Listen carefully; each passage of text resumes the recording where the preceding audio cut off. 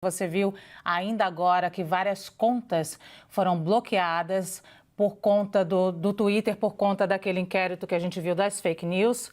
E uma das contas bloqueadas, que não consta do inquérito, é do ex-deputado Roberto Jefferson. Então a gente vai conversar com ele agora ao vivo, que é presidente também do PTB. Presidente, boa tarde, bem-vindo aqui ao Visão CNN. Primeiro, como o senhor soube desse bloqueio da sua conta no Twitter e como o senhor recebeu essa informação?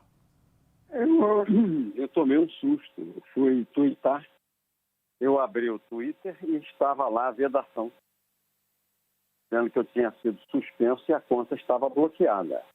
Aí eu comecei a me inteirar, vi que fui eu e outros tuiteiros ligados ao presidente Bolsonaro, ao movimento conservador, ligados ao presidente Bolsonaro. Tuiteiros como eu, e eu especialmente, eu quero dizer a você, que estamos assim expondo um pouco os vícios dos ministros do Supremo. Eles não são homens perfeitos. É a pior composição dos últimos 100 anos da Corte Superior do Brasil.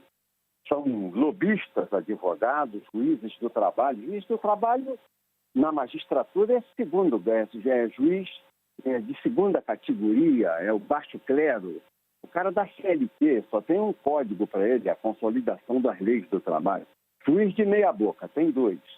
E 9 advogados ligados a empreiteiras, bancos e televisões, e grandes escritórios de advocacias e partidos de esquerda. Infelizmente, é a pior corte do Supremo que se tem notícia. Ela é tão ruim, ela vilipendia de tal maneira a Constituição que ela chutou o capítulo 5º da Constituição: todos são iguais perante a lei, e diz: é livre manifestação do pensamento, sendo vedado o anonimato.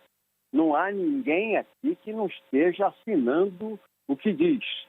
É livre expressão da atividade intelectual, artística, científica, de comunicação, independente de censura ou licença. Nós estamos sendo obrigados a ter licença do Supremo, estamos sendo censurados pelo Supremo contra a Constituição. São invioláveis a intimidade, a vida privada, a honra, a imagem das pessoas. Nós temos a nossa vida pessoal, a nossa intimidade, a nossa honra, a todo momento exposta na sociedade, porque o ministro Fachin, o ministro Barroso, o ministro Alexandre de Moraes mandam a todo momento os camburões da Polícia Federal às nossas casas. Eu recentemente recebi 3 visitas. Eu moro numa cidade pequena do interior, Comendador Levi Gasparian, tem 8 mil municípios. Param 2 camburões aqui na porta de casa e o povo vem para a rua perguntar se eu vou ser preso. E aí entram os policiais para revistar até as intimidades da minha mulher, coisa que eu nunca fiz.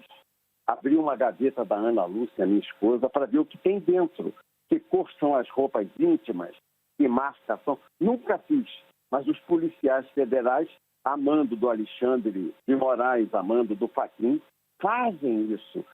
É uma violação à tua vida privada, à tua honra, à tua imagem. E junto um monte de gente na rua. Uma cidade pequena. E o doutor Jefferson está sendo preso outra vez. Vai ser preso. Faltam homens de metralhadora. Não entendo. Para quê? Não entendo. E para quê? Para dizer que é fake news? Mentira. Não é mentira. Toda a minha mídia, Twitter, é assinada por mim. Tudo que está ali, gostem eles ou não, eu digo e assino. Não é fake news, é verdade. E notícias que são publicadas na imprensa, saem na televisão com vocês, saem em outras televisões, saem nas rádios, saem nos jornais, saem nas revistas, e nós retweetamos, nós damos dimensão no Twitter. É que incomoda, porque eu tenho uma conta com 210 mil seguidores e eu tenho 90 milhões, 91 milhões de interações. O meu Twitter dá 91 milhões de interações. É metade da população do Brasil, quase. E isso tem pegado firme nessa turma de urubus, esses 11 urubus que trazem mau augúrio à pátria brasileira sendo ministros do Supremo Tribunal Federal. Deputado, o senhor mesmo acabou de citar aí sobre essas buscas e apreensões que foram realizadas contra o senhor no âmbito do inquérito das fake news. E aí, né, nos próprios documentos apresentados pelo STF, o ministro cita, né, que as provas colhidas e os laudos periciais apresentados nestes autos apontam para a real possibilidade de existência de uma associação criminosa, denominada nos depoimentos dos parlamentares como gabinete do ódio, que vem se falando bastante sobre isso. Aliás, é um termo que ficou bastante popular nos últimos meses. E aí, eu gostaria de saber do senhor de que forma que o senhor pretende se defender, então, do que o senhor chama de gamburões da Polícia Federal ou de decisões que o senhor considera irregular. Como é o nome desses carros de aluguel, amor? Uber. Os Uber Black. São os carros grandes, aquelas caminhonetes grandes da Polícia Federal. O ministro Alexandre de Moraes dizer que eu faço parte de um morcrim e recebo dinheiro. Não recebo dinheiro de ninguém, eu escrevo da minha cabeça. Eu não tenho vinculação com nenhuma conta, a não ser comigo mesmo. Quem paga o que eu escrevo sou eu com o salário que eu recebo. Eu pago as contas do meu celular. Ninguém me paga para fazer nada. Orcrim é o Supremo Tribunal Federal. Hoje, uma organização criminosa para abuso de autoridade. O crime de abuso de autoridade é comum aos 11 ministros do Supremo. Eles formaram lá uma organização criminosa para a prática do crime de abuso de autoridade. E o chefe da Orcrim, eu não tenho dúvida de apontar ao senhor, que é o ministro Alexandre de Moraes. Presidente, o senhor nega que nas suas postagens tem ali incitação ao ódio aos ministros do STF, denunciação caluniosa e ameaças, e essas duas últimas constam logo no início do inquérito? Nunca ameacei o ministro do Supremo. Quem ameaça não faz. Ameaça é conversa de otário. Quem ameaça não faz. Né? Quem faz ameaça, eu te ameaço. É um bobo. Quem ameaça é bobo.